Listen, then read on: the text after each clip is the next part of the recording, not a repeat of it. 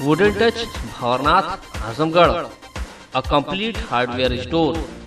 हमारे यहाँ branded plywood, flush door, designer door, PVC door, Formica, fancy hardware, kitchen की chimney एवं modular kitchen की एक्सक्लूसिव रेंज उपलब्ध। अपने आशियाने में लगाइए 4 चांद, पहुंचिए वुडन टच भंवरनाथ आजमगढ़।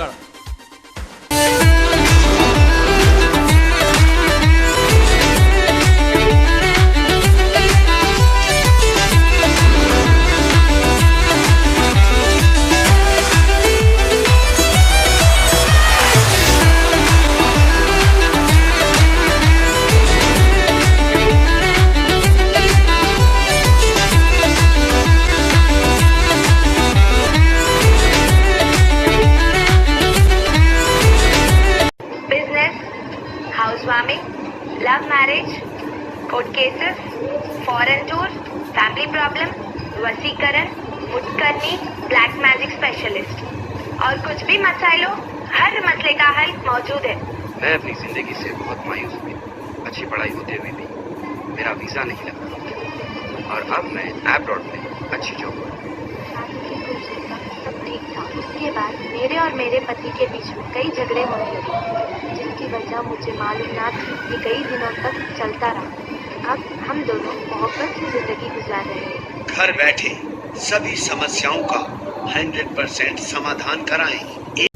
नमस्कार, एबीसी चैनल में आपका स्वागत है। मैं हूं सचिन श्रीवास्तव और आप मेरे साथ देखेंगे आजमगढ़ से जुड़ी खबरें। सबसे पहले और सबसे विश्वसनीय खबरों के लिए आप हमारे Facebook page ABC channel Azamgarh को लाइक और हमारे YouTube channel ABC channel Azamgarh को सब्सक्राइब कर सकते हैं।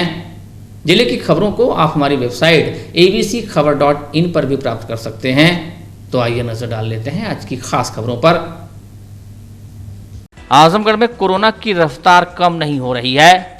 CMO doctor A K. मिश्रा ने बताया कि कोरोना संक्रमण की जांच हेतु पूर्व में भेजे गए सैंपल में 20 व्यक्तियों की जांच रिपोर्ट पॉजिटिव प्राप्त हुई है, जिसमें एक व्यक्ति ग्राम चंदेवारा बेवहरा लालगंज, एक व्यक्ति रुदरी रानी की सराय, एक व्यक्ति सुंभी रानी की सराय, एक व्यक्ति मल्टिया टोला मऊ, एक व्यक्ति जमीरपुर मेहनगर, एक व्यक्ति हसनपट्टी अजमतगढ़, एक व्यक्ति नवोदय नगर अजमतनगर, 3 व्यक्ति बिलार मऊ फूलपुर, 4 व्यक्ति बहोद्दीनपुर पवई, 2 व्यक्ति कुढ़ई सीएससी महाराजगंज, एक व्यक्ति बरदा लालगंज, एक व्यक्ति कोट मोहल्ला सदर, एक व्यक्ति काली चौरा रैदोपुर सदर के रहने वाले हैं तथा एक व्यक्ति रानी की सराय का रहने वाला है। जो कलकत्ता से आया था वह कलकत्ता से ही कोरोना पॉजिटिव था।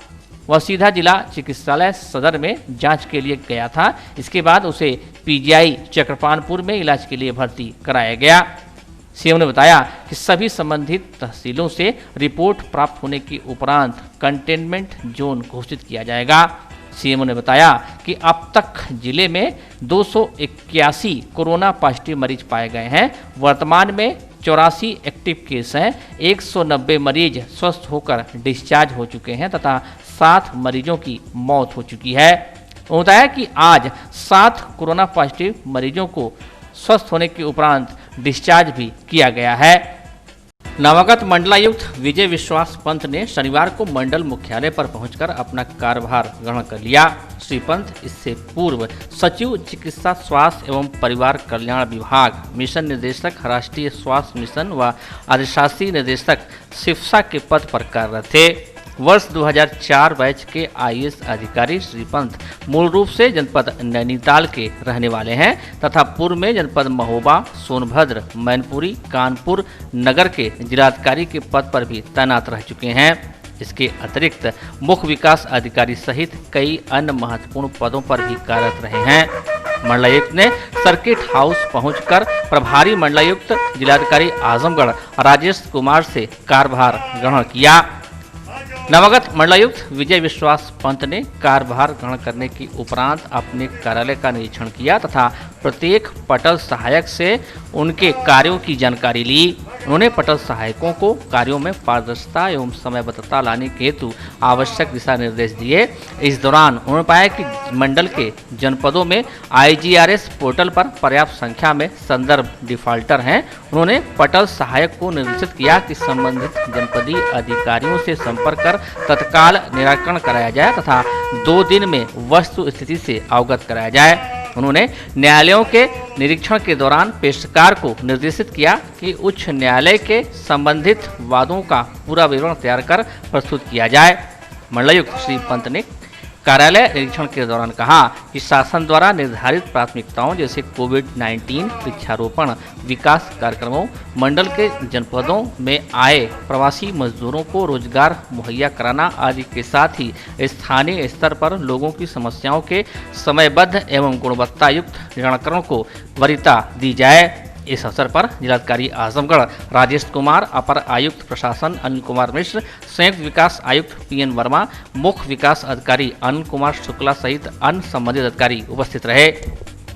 धरा को हरा भरा बनाने के लिए शासन ने महावृक्षारोपण कार्यक्रम के अंतर्गत 5 जुलाई को एक ही दिन में रिकॉर्ड 25 करोड़ पौधों के रोपण का लक्ष्य नियत किया है। इसके अलावा भी अन्य तिथियों दिवसों पर भी 5 करोड़ अतिरिक्त पौधे लगाने का लक्ष्य तय हुआ है। इस क्रम में 4 जुलाई से ही नगर पालिका परिषद आजमगढ़ अपना योगदान सुनिश्चित करने में जुट गई है। शनिवार को पालिका परिषद के अधिशासी अधिकारी डॉक्टर शोभनाथ प्रसाद ने अंबेडकर पार्क में, जिला कारागार के सामने और जजेज कंपाउंड की 4 दीवारी के किनारे किनारे बृहद पौधरोपण कर गुलमोहर, अशोक, शीशम सहित विभिन्न पौधों का रोपण किया। उन्होंने बताया कि शासन से प्राप्त 1780 पौधों के लक्ष्य के क्रम में शनिवार से पौधरोपण अभियान की शुरुआत की गई है। आज शहर में शासन से प्राप्त लक्ष्य 1780 का जो वृक्षारोपण का मिला हुआ नगर पालिका परिषद आजमगढ़ को, उसी के तहत आज से हम लोग वृक्षारोपण कार्य शुरू कर दिए हैं। कहाँ लगाए गए हैं आज जजी कंपाउंड के बगल में जो रास्ता जा रहा है, चर्च के सामने, अंबेडकर पार्क, मेहता पार्क और जिला कारागार के सामने। और आगे क्या लक्ष्य है, किस तरह के पौधे लगाए जाने के? तो जैसे गुलमोहर है, अशोक है, जो भी शीशम है, जिससे शहर में लगाने में अच्छा लगे, उस तरह पेड़ पौधे लगाए जा रहे हैं। और उसमें जो है जो भी सड़क किनारे लगाए जा रहे हैं, उसमें ट्री गार्ड भी लगा रहे हैं ताकि पौधों को सुरक्षित रखा जा सके। आजमगढ़ के बरदा थाना क्षेत्र के भीरा बाजार में 30 जून की रात करीब 9 बजे किराने की दुकान पर फायरिंग कर 2 लाख रुपए की रंगदारी मांगने वाले 3 शातिर अपराधियों को पुलिस ने गिरफ्तार कर उनके पास से चोरी की मोटरसाइकिल व अवैध असलहा बरामद किया है। बरदा थाना पुलिस ने शनिवार को महुजा तिराहे से कन्हैया निवासी लेधौरा थाना अहरौला, सुनील चौहान उर्फ काले निवासी बोंगरिया बाजार थाना तरवा व रुद्र प्रताप सिंह निवासी देवकली थाना मेहनगर को गिरफ्तार कर लिया। पकड़े गए आरोपियों ने जेल में बंद राजन यादव, कुंटू यादव व दिग्विजय सिंह के इशारे पर भीरा निवासी प्रकाश किराना स्टोर के मालिक से रंगदारी वसूलने के लिए फायरिंग की थी। 30 तारीख को लगभग 9 बजे शाम को एक मोटरसाइकिल पे 3 लड़के आए और एक किराना की दुकान पे हवाई फायर कर दिए गए। हवाई फायर करने के 1 घंटे बाद उस किराना व्यवसायी को एक फ़ोन आता है और ये कहता है कि 2 लाख रुपया दे देना। ये धमकी पे हम लोगों ने मुकदमा कायम किया और जिस नंबर से वो कॉल किया था उस पर हम लोगों ने काम किया। काम करने के बाद ये तीनों लड़के गिरफ्तार हुए। ये अभी इसमें एक लड़का तो 7 दिन पहले ही छूटा है, एक लड़का 1 महीना पहले जेल से छूटा है। ये शातिर अपराधी हैं, इनका काफ़ी अच्छा आपराधिक इतिहास है। लेकिन जो सबसे बड़ी बात है वो ये, जो इसके किंग पिन हैं, जो इनको कंट्रोल कर रहे हैं, वो जेल में। कौन लोग इनको कंट्रोल कर रहे हैं उनके नाम पता चल गए हैं हम लोगों को। एक जेल आजमगढ़ से है और एक जेल जौनपुर से है। 2 बड़े बदमाश हैं जिनके गैंग के सदस्य हैं। सब पे गैंगस्टर एक्ट के तहत कार्रवाई भी की जाएगी। अभी इनको भेजा जा रहा है और जिन फ़ोन से कॉन्फ्रेंसिंग करा के उस व्यापारी को फ़ोन किया गया था, अभी मेरी टीम जा रही है, वो पता चल गया है। वो जल्दी ही मोबाइल फ़ोन और सिम बरामद हो जाएंगे और जो जेल में जो सतीर अपराधी हैं, जो राजन यादव और कुंटू, इनके खिलाफ भी हम कार्रवाई करेंगे। कुंटू यहाँ आजमगढ़ में है और राजन यादव जो है जौनपुर में है। इन दोनों के खिलाफ भी कार्रवाई की जाएगी। सदर तहसील अंतर्गत थाना कोतवाली के ग्राम सभा बलरामपुर के राजस्व ग्राम पटखौली के चक्रोट का विवाद शनिवार के दिन डीएम दरबार तक पहुंच गया। पूर्व प्रधान लाल बहादुर त्यागी के नेतृत्व में पहुंचे ग्रामवासियों ने जिलाधिकारी को प्रार्थना पत्र देकर आरोप लगाया कि गांव के कुछ लोग चक्रोट को खोदकर समतल कर दिए हैं और उस पर बाजरा आदि को बो दिए हैं। रास्ता बंद होने से गांववासियों को भारी कठिनाइयों का सामना करना पड़ रहा है। ग्रामीणों ने जिलाधिकारी को ज्ञापन देकर न्याय की गुहार लगाई। का चक्रोट का मामला था, प्रधान जी ने पटवाया था, उसको काट के वो हटा दिए। बोलते हैं यहाँ कोई चक्रोट नहीं था। प्रधान जी को गाली गुप्तारी दिए, सब कुछ किए, कहने यहाँ पर अस्तित्व नहीं है और नहीं था, वो हमारे में गया है, ये है। और 12-13 में ये कार्य हुआ था। प्रधान जी ने सब प्रूफ किया है कि कार्य जो हुआ था सब उनके पास है पेपर उसका। आप लोग क्या चाहते हैं? हम लोग चक्रोट चाहते हैं, जो है जो न्याय चाहिए, हमें जो रोड है वही चाहिए। तो वो लोग आए थे, देखे मौके पे, बोले ठीक है, अगर त्यागी जी पटवाए थे तो उसका प्रूफ होगा, तो हम लोग एप्लीकेशन लेके आए हैं सारे जगह जी। अच्छा, आज डीएम साहब से मिले, उन्होंने क्या आश्वासन दिया? उन्होंने बोला है कि हो जाएगा जी, रोड है तो रोड मिलेगा। पूरे गांव लोग आते जाते हैं। ये कुछ मेंबर है जो वहाँ काम किए मनरेगा के थ्रू उस टाइम जी। ये सारे लोग, इन लोगों का भी फोटो ले लीजिए। क्या चाहते हैं आप? न्याय चाहते हैं। थाने में जाने पे क्या होता है? थाने में जाने पे कुछ नहीं होता है। देखभाल काम में क्या करते हैं? वो रास्ता मिलेगा। मनोज सिंह जी ने थाने पे गए थे तो मनोज सिंह ने बोला कि राजस्व विभाग में ये हमारे बस का मैटर नहीं है, इसे राजस्व विभाग पर लिखकर दे देते हैं। राजस्व विभाग आया है, मौके पे लेखपाल साहब आए और देख कर गए हैं, फाइल लग गई, प्रकरण चल रहा है और आश्वासन दिए हैं कि कार्य होगा। हम लोग न्याय चाहते हैं, हम लोग रोड चाहते हैं। धरना प्रदर्शन करेंगे, विशाल धरना होगा, भव्य धरना होगा। भूमि विवाद को लेकर दबंगों ने एक बच्चे को जिंदा दफनाने का प्रयास किया और पुलिस ने यह कहते हुए मामले को गंभीरता से नहीं लिया कि बच्चा मर जाता तो केस होता। ये बातें थाना निजामाबाद के फरीदाबाद गांव की रहने वाली करीना यादव ने उस समय बताई जब वह फरियाद लेकर पुलिस अधीक्षक के पास पहुंची। करीना ने बताया कि भूमि विवाद को लेकर इनके विपक्षी पूरे परिवार को लगातार प्रताड़ित कर रहे हैं। खेत में इनकी धान की रोपाई को उन्होंने जबरन उखाड़ फेंका है। विरोध करने पर इनके भाई को खेत में मिलकर सभी जिंदा दफनाने लगे थे। उस दृश्य से सहमी बहन ने भाई व परिवार की जान माल की सुरक्षा के लिए शनिवार को एसपी से गुहार लगा दोषियों की गिरफ्तारी की मांग की।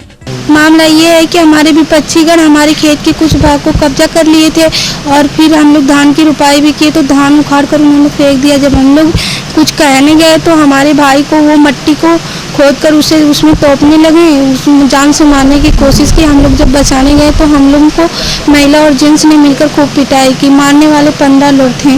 फिर हम लोग रात को आके थाने पे FIR दर्ज कराने के लिए एप्लीकेशन दिया तो हमारा एप्लीकेशन कूड़ेदान में डाल दिया गया और वहाँ पे दूसरा एप्लीकेशन हमें लिखवाया गया वहाँ के सिपाही द्वारा।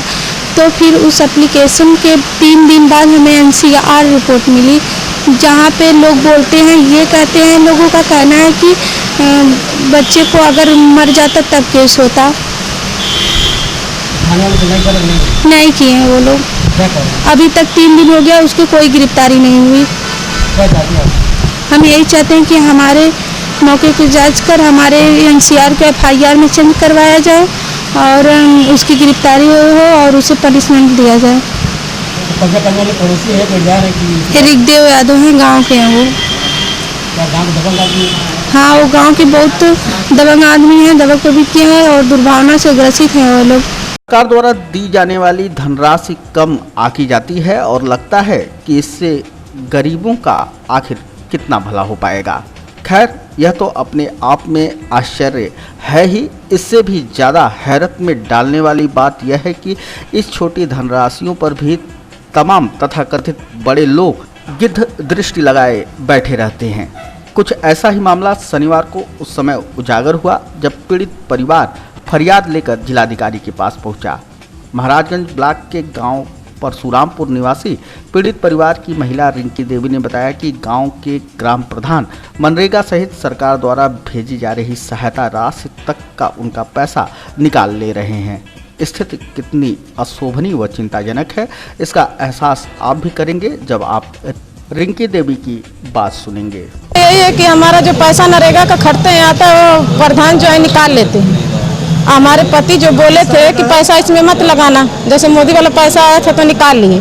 हम बोले आपका नहीं है, तो बोले नहीं हमारा नरेगा का वो पैसा है। तो उससे हम बोले कि हमारा पति भी गए तो बोले कि इसके खाते में पैसा मत लगाइएगा, नहीं तो आपको पैसा नहीं मिलेगा। तब भी हमारे खाते में पैसा लगाते हैं, अंगूठा लगवा के लेते हैं। पूछते हैं कि ये बताइए आप किस लिए लगवाते हैं, तो बोलते हैं नहीं पैसा देंगी तो आपको आवास नहीं मिलेगा, इसलिए पैसा निकाल के लेके चले जाते हैं।